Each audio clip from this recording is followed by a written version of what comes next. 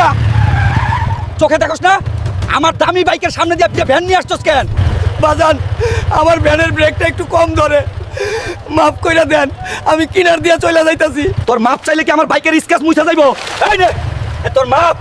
কি রে খুব তো গরম তো গো, একটা অসহায় মুরব্বির গায়ে হাত তুললি কোন সাহসে? আরে কে রে তুই? দেখছস না আমার লাখ টাকার বাইকের অবস্থা? তুই সর এখান থেকে।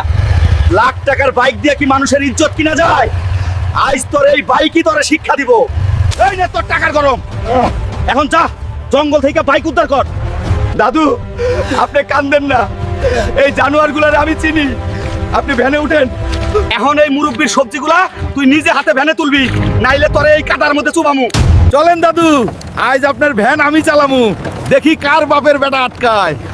কি বন্ধুরা, হালকার এই ইনসাফ কেমন লাগলো কমেন্টে জানাও, আর ঝটপট সাবস্ক্রাইবটা ঠুইকা দাও। টাটা।